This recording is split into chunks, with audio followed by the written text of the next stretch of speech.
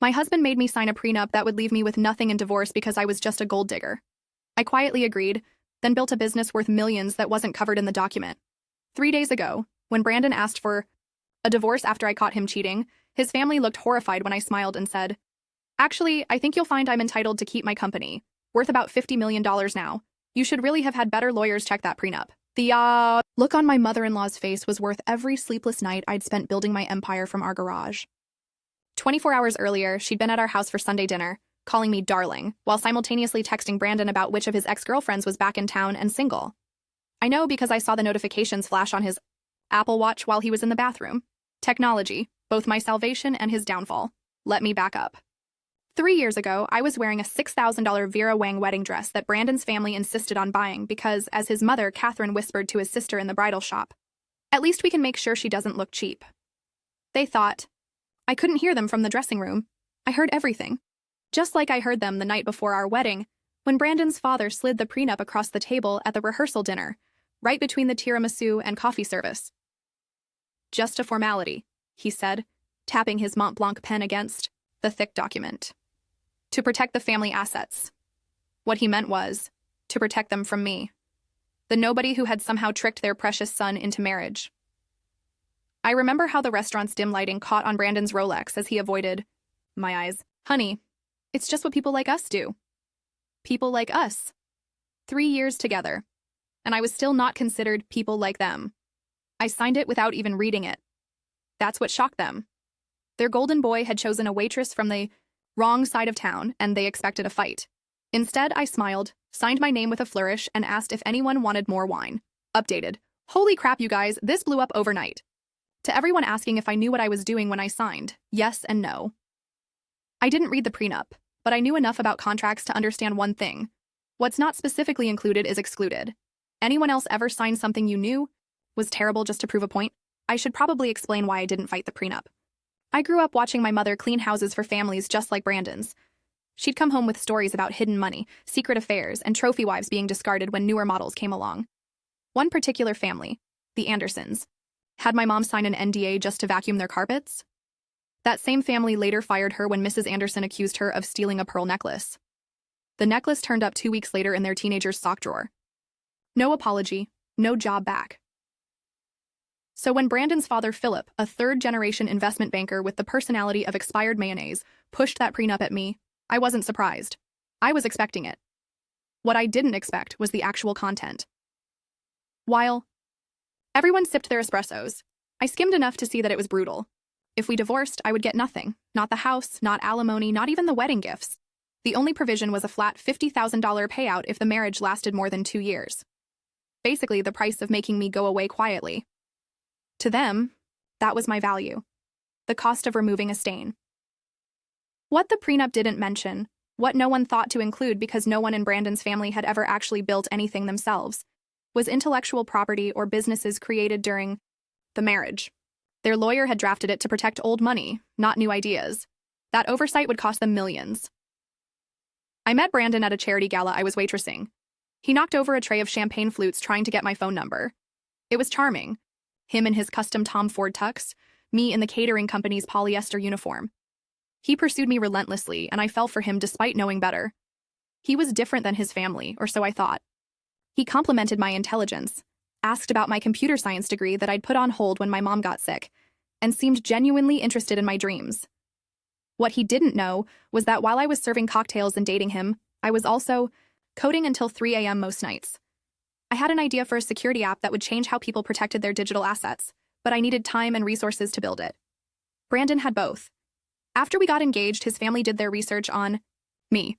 They found out about my father, who left when I was 7, my community college transcript, and my mother's medical debts that I was still paying off. To them, these weren't struggles I'd overcome, but proof that I was beneath them.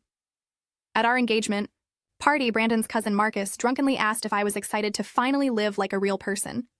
I smiled and poured his $300 bourbon over his Ferragamo loafers. The week before the wedding, Catherine took me to lunch at the club, their country club, where the membership wait list was 10 years long unless your last name was on a building.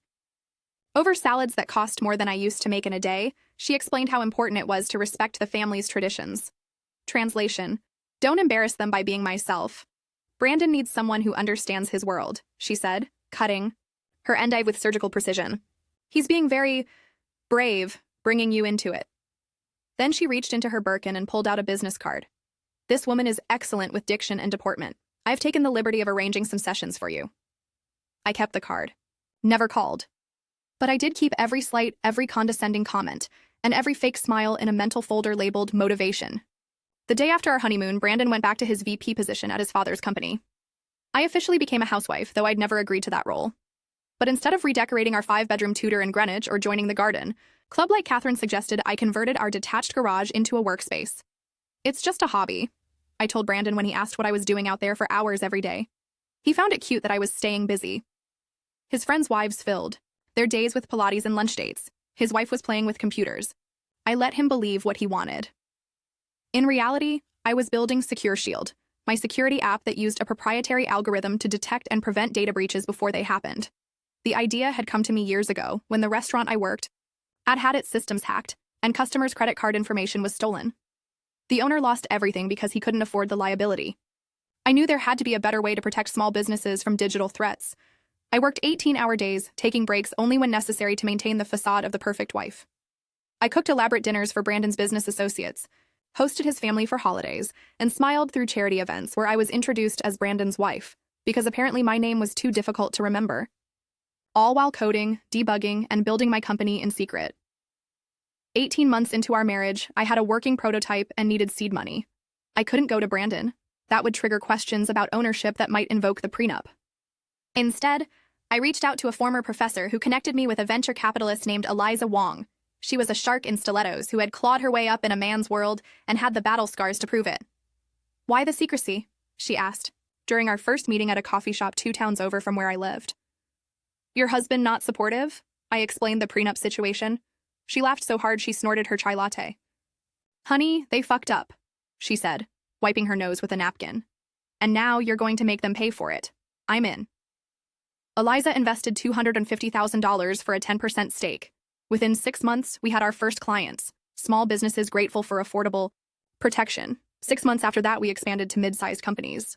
By our 3rd wedding anniversary, Secure Shield was valued at $20 million, and I was still running it from our garage while playing tennis with Catherine on Wednesdays. Then came last Tuesday. Brandon had been distant for months, working late, taking mysterious business trips, and generally acting like a man with something to hide. I hadn't confronted him because, frankly, I was too busy building my empire to babysit his conscience. But that night, I needed him to sign a permission form for some landscaping work, ironically to expand the garage. He wasn't answering his phone, so I drove to his office. His assistant Charlotte looked panicked when I walked in. "He's in a meeting," she said too quickly. Charlotte was 22, fresh out of Vassar, with a trust fund and daddy issues. She never made eye contact with me. "I'll wait," I said, sitting down on the leather sofa outside his office. Charlotte started, frantically texting, glancing between me and Brandon's closed door. Classic. 5 minutes later, a blonde emerged from Brandon's office adjusting her skirt. Melissa Hamilton, Brandon's college girlfriend who had recently divorced a hedge fund manager and moved back to Connecticut.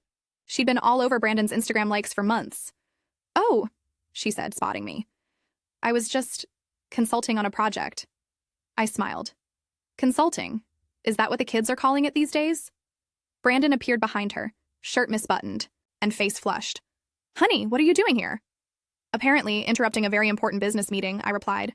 "Is this why the club's redecorating committee suddenly needed so many late-night consultations?" Melissa had the decency to look ashamed as she scurried past. Brandon tried to explain. It was a one-time thing. He'd been stressed. It didn't mean anything. The usual cheater's handbook. I just held up my hand. "Save it for someone who cares. I want a divorce." His face went from guilty to calculating in seconds. "You signed a prenup," he reminded me. "You'll get nothing." I shrugged. "I'll take my chances." That night, he didn't come home. Instead, his parents showed up at my door the next morning, grim-faced and flanked by their attorney. Brandon stood behind them like a child hiding behind mommy's skirt.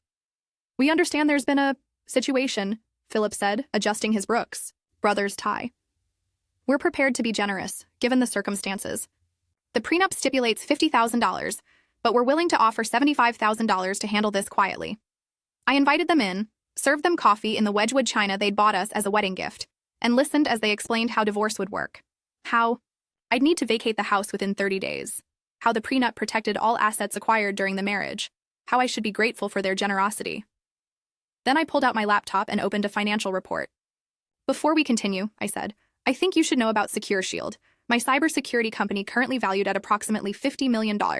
As of yesterday, we're in acquisition talks with Microsoft for potentially double that. The silence was deafening. Brandon's coffee cup hovered midway to his mouth. You're... what? Catherine finally managed. My company. The one I built while you thought I was taking cooking classes and shopping? The one that's not mentioned anywhere in your prenup because your lawyer never thought to include intellectual property or businesses created during the marriage. That one.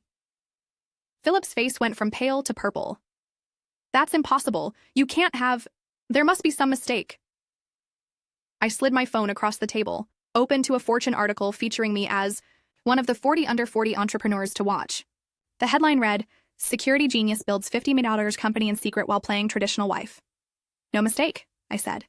I own 90% of a company worth more than your entire family fortune. And according to your own prenup, Brandon has no claim to any of it. Updated. Thanks for all the support. Some of you asked if I ever loved Brandon or if this was all a calculated revenge plan from the start. The truth is messy. I did love him once, but I also never forgot how his family treated me. The business was my passion and my insurance policy. Has anyone else ever had to create a backup plan in a relationship where you felt insecure? The next 48 hours were chaos. Brandon's family brought in 3 different law firms to find a loophole in their own prenup.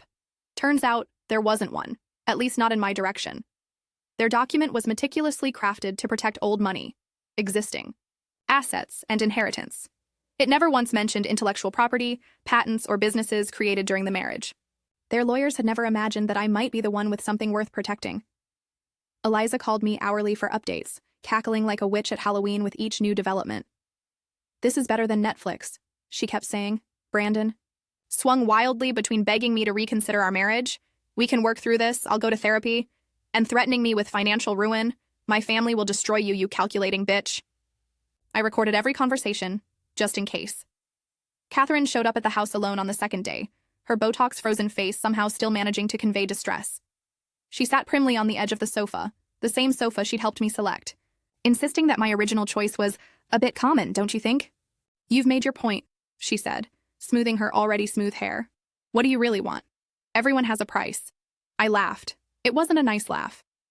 That's the difference between us, Catherine. You think everyone is for sale because you've never built anything worth more than money. This vendetta is beneath you, she said, clutching her pearls like they might protect her. After all we've done for you. All you've done for me? I leaned forward. Let me tell you what you've done for me. You've belittled me, undermined me, and treated me like something stuck to the bottom of your Louboutins for 3 years. You've tolerated me while making it clear I'll never be good enough. You held your son's inheritance over my head like a guillotine. So yes, I built something of my own, something you can't take away. That's not a vendetta. That's survival. She left in tears, which I didn't even know was possible with that much Botox. The divorce proceedings began with a whimper rather than a bang. Brandon's family suddenly wanted things amicable and private. Funny how the threat of public embarrassment changes priorities. They offered me the house and a substantial settlement if I would sign an NDA about the circumstances of our separation. I countered with my own terms. I'd sign an NDA about Brandon's infidelity if they publicly acknowledged my business achievements and donated $5 million to a scholarship fund for young women in STEM from underprivileged backgrounds. Philip called it extortion. I called it poetic justice. Meanwhile, Secure Shield continued to thrive. The publicity from the Fortune article brought in a flood of new clients and partnership offers. Microsoft increased their acquisition offer to $120 million. I turned it down. This was just the beginning. On the final day of negotiations, I sat across from Brandon and his family at their lawyer's office. The prenup was officially being nullified as part of our settlement agreement. You played us, Brandon said quietly, as his father signed the papers. This whole time, you were just waiting to cash in. I looked at him, really looked at him, for perhaps the first time in months. The golden boy with his perfect teeth and hollow values. I had loved him once, or at least the version of him I thought existed. No, Brandon. I was building something while you were tearing us apart. The difference is, my creation has value. Your destruction just cost your family millions. As I walked out of that office, a free woman with my company intact and my future secure, Catherine called after me one last time. I hope you're satisfied, she said bitterly. Was it worth it? I turned back, smiling genuinely for the first time. in years. Ask me again in 10 years when Secure Shield is worth billions, and when your grandchildren, who you'll never meet, are attending schools with buildings named after me. They say living well is the best revenge. I say living authentically is even better. It's been 6 months since the divorce was finalized. I've moved out of Greenwich to a loft in Brooklyn with floor-to-ceiling windows and no chintz in sight. Secure Shield now employs over 200 people, most of them women from backgrounds similar to mine, talented, driven, and underestimated.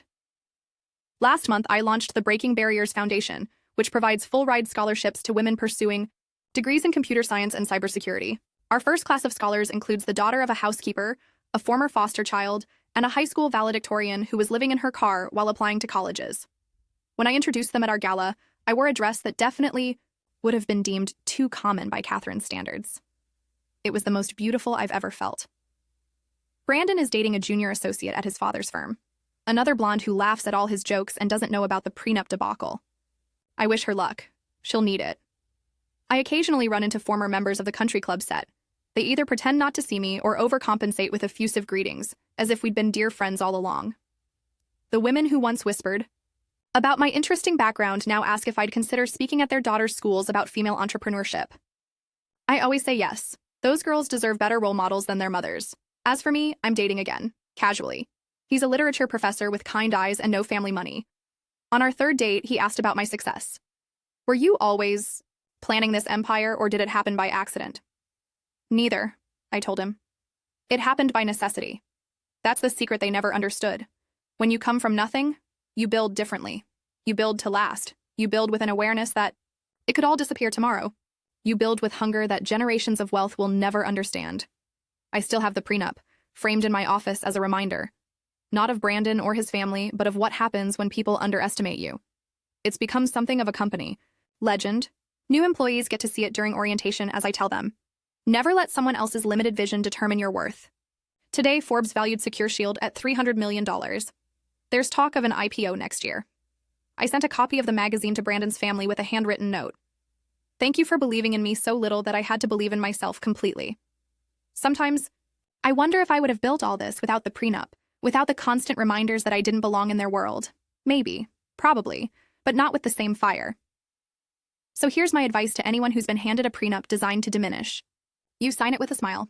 Then go build something so magnificent that they'll choke on their own restrictions. Because at the end of the day, the most valuable asset isn't money or property or even companies. It's knowing exactly who you are when everyone else is betting against you. Updated, I'm blown away by all your comments and support. Many have asked about my mom. She passed away before seeing my success, but I know she'd be proud. The Breaking Barriers Foundation just accepted applications for next year's scholars, and we're focusing on girls whose parents work in service industries. Would you rather have money and status handed to you, or experience the satisfaction of building something meaningful yourself?